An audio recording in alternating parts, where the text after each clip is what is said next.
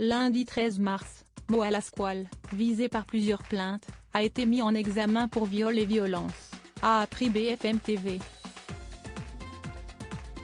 Le lendemain, sur les réseaux sociaux, Agathe Oprou a réagi. La réputation du rappeur Mo Alasquale se ternit à mesure que les années passent. Le 19 juin 2020, Mohamed Belhamd, de son vrai nom, était interpellé à Paris, suite à une violente altercation avec la police, en vertu d'un mandat de recherche consécutif à un refus d'obtempérer, apprenait Le Parisien. Lors d'un contrôle routier vendredi, les policiers du 18e ont constaté qu'il était visé par ce mandat et auraient cherché à l'interpeller. Si est à ce moment précis que l'artiste aurait pris la fuite à pied. Il a donc été rattrapé par les forces de l'ordre avant d'être menotté. Quelques mois plus tard, l'interprète de Luna est visé par plusieurs accusations pour agression sexuelle et violence. Il me tirait par les cheveux tellement fort que la peau du crâne se décollait, j'avais des hématomes partout sur la tête, a confié une victime présumée dans les colonnes du Monde. Ce lundi 13 mars, BFM TV apprend que Mo Alasquale, déjà mis en examen pour agression sexuelle et violence sur d'anciennes compagnes, a aussi été mis en examen pour viol en juillet 2022.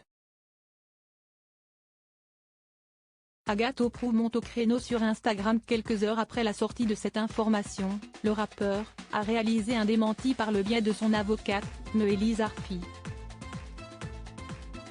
Les faits sont formellement contestés et ne sont d'ailleurs étayés par aucun élément matériel.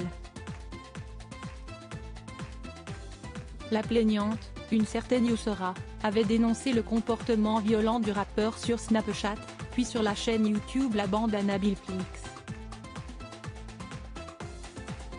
Elle a fait savoir que Mo Alasquale l'avait tapé à plusieurs reprises et menacé avec un couteau lors d'un séjour à Dubaï. La jeune femme a aussi évoqué un viol qui se serait produit à Cannes et a diffusé une photo d'elle le visage ensanglanté à la suite de coups qui lui auraient été portés à Amsterdam. Autant de témoignages qui ont profondément choqué Agathe Oprou. Ce mardi 14 mars. L'ancienne chroniqueuse de TPMP a pris la parole sur son compte Instagram, en apprenant les nouvelles dérives du rappeur. À combien de streams il va en prison votre pote s'il vous plaît? S'est-elle demandé en repartageant un article d'Hugo Décrypte.